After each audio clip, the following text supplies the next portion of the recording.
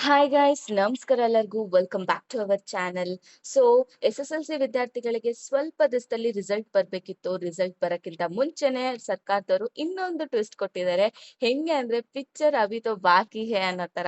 So ಮೊದಲು marks ಅಲ್ಲ grade system ತರ್ತೀವಿ ಅಂತ ಹೇಳ್ಬಿಟ್ಟು ಆಫಿಷಿಯಲ್ ಸರ್ಕ್ಯುಲರ್ ಬಿಟ್ರು. ಆಮೇಲೆ ಹೈಕೋರ್ಟ್ ಮಧ್ಯದಲ್ಲಿ ಬಂದು ಇಲ್ಲ ಈ ಸತಿ ಮಾರ್ಕ್ಸ್ ಕನ್ಸಿಡರ್ ಮಾಡಿ ಅಂತ ಹೇಳಿದ್ರು. ಮತ್ತೆ ಇವಾಗ ಸರ್ಕಾರ ರಿವ್ಯೂ ಪಿಟಿಷನ್ ಹಾಕಿದೆ.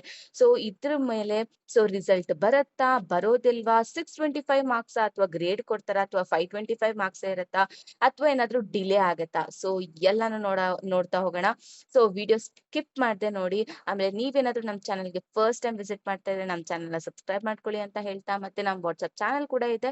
ಅಲ್ಲೂ ಕೂಡ ಫಾಲೋ ಮಾಡ್ಕೊಳ್ಳಿ. ಸೊ ಇವರು ಸರ್ಕಾರದವರು ಮೊದಲು ಏನ್ ಹೇಳಿದ್ರು? ಥರ್ಡ್ ಲ್ಯಾಂಗ್ವೇಜ್‌ಗೆ ಯಾವುದೇ ರೀತಿ ಮಾರ್ಕ್ಸ್ ಕೊಡೋದಿಲ್ಲ. ಗ್ರೇಡಿಂಗ್ ಸಿಸ್ಟಮ್‌ನ ತರ್ತೀವಿ ಅಂತ ಹೇಳ್ಬಿಟ್ಟು ಆಫಿಷಿಯಲ್ ಸರ್ಕ್ಯುಲರ್‌ನ ಬಿಟ್ರು. ಟೋಟಲ್ ಮಾರ್ಕ್ಸ್ ಏನಾಗುತ್ತೆ 625ರಿಂದ 525ಕ್ಕೆ ಆಗುತ್ತೆ. ಹಿಂದಿ ಅಥವಾ ಬೇರೆ ಯಾವುದೇ ಥರ್ಡ್ ಲ್ಯಾಂಗ್ವೇಜ್ ಆದ್ರೂ ನಾವು ಕನ್ಸಿಡರ್ ಮಾಡೋದಿಲ್ಲ ಅಂತ ಹೇಳಿದ್ರು. ಆಮೇಲೆ ಮಧ್ಯದಲ್ಲಿ ಹೈಕೋರ್ಟ್ ಎಂಟ್ರಿ ಕೊಡ್ತು. ಇಲ್ಲ ಹಳೆ ಪಾಲಿಸಿ ಪ್ರಕಾರನೇ ಮಾರ್ಕ್ಸ್ ಕೊಡಿ. ಹೆಂಗೆ ಅಚಾನಕ್ ಆಗಿ ನೀವು ರೂಲ್ಸ್ ಚೇಂಜ್ ಮಾಡಕ್ ಸಾಧ್ಯ?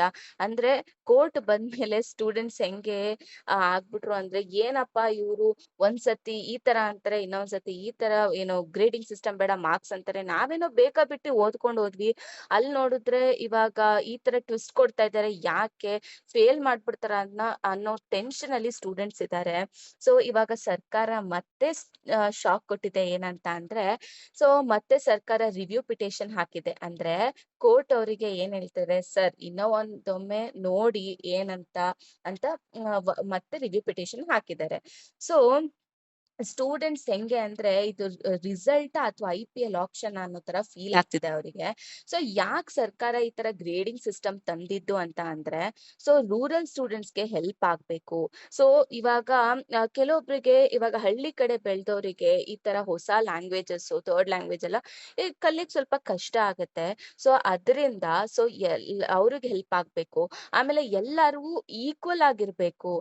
ಎಕ್ಸಾಮ್ ಪ್ರೆಷರು ಕಡಿಮೆ ಆಗ್ಬೇಕು ಅಂತ ಹೇಳಿದ್ದಕ್ಕೆ ಲೈಕ್ ಆ ತರ ಒಂದು ಪರ್ಸ್ಪೆಕ್ಟಿವ್ ಇಂದ ಆ ತರ ಒಂದು ವ್ಯೂ ಇಂದ ಯೋಚನೆ ಮಾಡಿ ಈ ಒಂದು ಗ್ರೇಡಿಂಗ್ ಸಿಸ್ಟಮ್ ನ ತಂದಿದ್ದು. ತಂದ್ರು. ಇವರು ಪ್ರೆಷರ್ ಕಡಿಮೆ ಮಾಡೋದು ಸಾಕು. ಈ ತರ ರಿಸಲ್ಟ್ ಅಲ್ಲಿ ಟ್ವಿಸ್ಟ್ ಮೇಲ್ ಟ್ವಿಸ್ಟ್ ಕೊಡೋದು ಸಾಕು. ಇದ್ರಿಂದ ರಿಸಲ್ಟ್ ಡಿಲೇ ಆಗೋದು ಸಾಕು. ಸ್ಟೂಡೆಂಟ್ಸ್‌ಗೆ ಟೆನ್ಷನ್ ಜಾಸ್ತಿ ಆಗೋದು ಸಾಕು. ಸೊ ಇಷ್ಟೆಲ್ಲ ಆಗ್ತಿದೆ. ಇದ್ರಿಂದ ಏನಾದ್ರೂ ರಿಸಲ್ಟ್ ಡಿಲೇ ಆಗತ್ತಾ ಅಂತಂದ್ರೆ, ಸ್ಟ್ರೇಟ್ ಆಗಿ ಹೇಳ್ಬೇಕು ಅಂದ್ರೆ ಹೌದು. ಇವಾಗ 1 ಅಥವಾ 2 ದಿನ ಡಿಲೇ ಆಗುವಂತ ಚಾನ್ಸಸ್ ಇದೆ. ಆಕ್ಚುಲಿ ಅವ್ರು ಮುಂಚೆನೆ ಹೇಳಿದ್ರು. ಏನಂತ ಅಂದ್ರೆ ಏಪ್ರಿಲ್ 24ನೇ ತಾರೀಕು ಬರುತ್ತೆ ಅಂತ. ಆಕ್ಚುಲಿ ಅವ್ರು ಏನ್ ಹೇಳಿದ್ರು ಅಂದ್ರೆ ಟೆಂಪರರಿ ಡೇಟ್ ಕೊಟ್ಟಿದ್ದು. ಟೆಂಪರರಿ ಡೇಟ್ ಅಂದ್ರೆ ಇವಾಗ ಎಕ್ಸಾಮ್ ಬರೋಕ್ಕಿಂತ ಮುಂಚೆನೆ ಓಕೆ ಎಕ್ಸ್ಪೆಕ್ಟೆಡ್ ಡೇಟ್ ಆ ತರ ಅಂತ ನಾನು ಲಾಸ್ಟ್ ವಿಡಿಯೋದಲ್ಲೂ ಹೇಳಿದ್ದೆ. ಮಧು ಬಂಗಾರಪ್ಪ ಅವ್ರು ಏನ್ ಹೇಳಿದ್ರು ಅಂತ ಅಂದ್ರೆ 24ನೇ ತಾರೀಕು ಅದು ಟೆಂಪರರಿ ಡೇಟು. ಹಿಂದಿನ ದಿವಸ ಹೇಳ್ತೀವಿ ಅವತ್ತಿನ ದಿವಸ ಏನಾಗತ್ತೆ ಅಂತ. ಈ ತರ ಹೇಳಿದ್ರು. ಆಮೇಲೆ ಇವಾಗ ಇವರು ರಿವ್ಯೂ ಪಿಟಿಷನ್ ಹಾಕಿರೋದ್ರಿಂದ ಕೋರ್ಟ್ ಬೇಗ ಯಾವ ತರ ತೀರ್ಪು ಕೊಡುತ್ತೆ ಅನ್ನೋದ್ರ ಮೇಲೆ ನಿಮ್ಮ ಒಂದು ಏನಂತೀರ ಗ್ರೇಡಿಂಗ್ ಸಿಸ್ಟಮಾ ಮಾರ್ಕ್ಸಾ ಅಂತ ಸೊ ನೋಡ್ಬೇಕು ಏನಾಗತ್ತೆ ಅಂತ. ಯಾಕಂದ್ರೆ ಹೈಕೋರ್ಟ್ ಡಿಸಿಷನ್ಸ್ ಬಂದ್ಮೇಲೆನೆ ನಿಮ್ಮ ಫೈನಲ್ ರಿಸಲ್ಟ್ ಡೇಟ್ ಕೂಡ ಅನೌನ್ಸ್ ಆಗೋದು. ಸೊ ಅಂದ್ರೆ ರಿಸಲ್ಟ್ ವೆಬ್‌ಸೈಟ್‌ಗೂ ಕೂಡ ಕನ್ಫ್ಯೂಷನ್ ಆಗೋಗ್ಬಿಟ್ಟಿದೆ. ಯಾವಾಗ ಎಂತ ಅಂತ. ಸೊ ನಿಮ್ಗೆ ಈ ಒಂದು ಮಾರ್ಕ್ಸ್ ಗ್ರೇಡ್ ಡ್ರಾಮಾ ನೋಡಿ ಟೆನ್ಷನ್ ಆಗ್ಬೇಡಿ. ನೀವ್ ಎಕ್ಸಾಮ್ ಬರ್ದಿದ್ದೀರಾ ಹೌದು.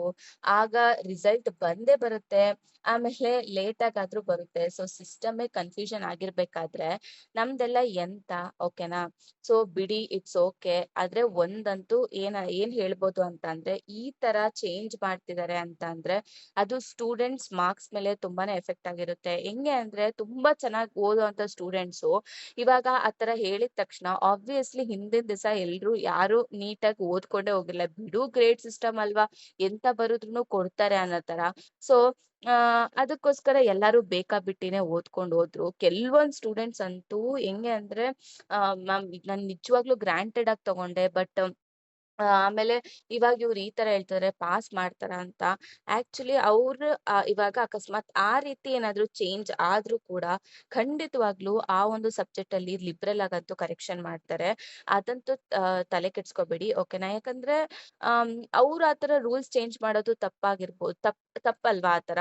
ಏನು ಇವಾಗ ನಾಳೆ ನಾಡಿದ್ದು ಎಕ್ಸಾಮ್ ಅಂತ ಅಂದಾಗ ಸಡನ್ ಆಗಿ ರೂಲ್ಸ್ ಚೇಂಜ್ ಮಾಡಕ್ಕೆ ಏನದು? ಅಕಸ್ಮಾತ್ ನನ್ ಕಡೆಯಿಂದ ನನಗ್ ಒಂದೇ ಇರೋದು ಏನಂದ್ರೆ, ನಿಮಗ್ ರೂಲ್ಸ್ ಚೇಂಜ್ ಮಾಡ್ಬೇಕಾ? ಏನಾದ್ರು ಅಪ್ಡೇಟ್ ಮಾಡ್ಬೇಕಾ? ಓಕೆ. ಎಕ್ಸಾಮ್ ಆದ್ಮೇಲೆ ಹೇಳಿ. ಸೊ ಎಕ್ಸಾಮ್ ಮುಂಚೆ ಹೇಳ್ಬಿಟ್ಟು ಈ ತರ ಅವ್ರಿಗೆ ಕನ್ಫ್ಯೂಷನ್ಸ್ ಕ್ರಿಯೇಟ್ ಮಾಡೋದ್ ಏನಕ್ಕೆ ಅನ್ನತ್ತೆ ನನ್ಗೆ ಒಂದು ತಲೆಲ್ ಓಡ್ತಾ ಇರತ್ತೆ. ಏನಂತ ಅಂದ್ರೆ ಪಾಪ ಸ್ಟೂಡೆಂಟ್ಸ್ ಏನ್ ಮಾಡ್ತಾರೆ ಅವ್ರ್ ಆ ತರ ಮಾಡ್ದಾಗ?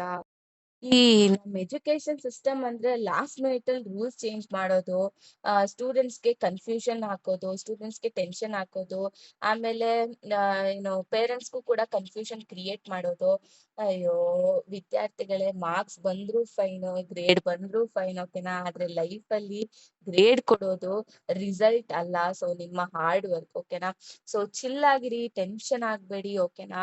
ಆಮ್, ಆರಾಮಾಗಿರಿ. ಇನ್ನ ಏನೇ ಅಪ್ಡೇಟ್ ಬಂದ್ರೂ ಕೂಡ ನಮ್ಮ ವಾಟ್ಸ್ಆಪ್ ಚಾನಲ್ ನಾವು ಅಪ್ಡೇಟ್ ಮಾಡ್ತಾ ಹೋಗ್ತೀವಿ. ಓಕೆನಾ. ನೀವೇನಾದ್ರೂ ನಮ್ಮ ಚಾನಲ್‌ಗೆ ಫಸ್ಟ್ ಟೈಮ್ ವಿಸಿಟ್ ಮಾಡ್ತಾ ಇದ್ರೆ ಸಬ್ಸ್ಕ್ರೈಬ್ ಮಾಡ್ಕೊಳ್ಳಿ. ಮತ್ತೆ ನಮ್ಮ ವಾಟ್ಸ್ಆಪ್ ಚಾನಲ್ ಕೂಡ ಇದೆ. ಅದನ್ನು ಕೂಡ ಫಾಲೋ ಮಾಡ್ಕೊಳ್ಳಿ. ಓಕೆನಾ. ರಿಸಲ್ಟ್ ಬಂದಿದ ತಕ್ಷಣ ನಿಮ್ಗೆ ಡೈರೆಕ್ಟ್ ಲಿಂಕ್ ಅಲ್ಲಿ ಸಿಗ್ತಾ ಹೋಗುತ್ತೆ. ಸೊ ಅಲ್ಲಿ ನೀವು ಜಸ್ಟ್ ಹೋಗಿ ಕ್ಲಿಕ್ ಮಾಡಿದ್ರೆ ಡೈರೆಕ್ಟ್ ಲಿಂಕ್, ಡೈರೆಕ್ಟ್ ವೆಬ್ಸೈಟ್‌ಗೆ ನೀವು ಹೋಗ್ತೀರಾ. ಓಕೆನಾ. So thank you.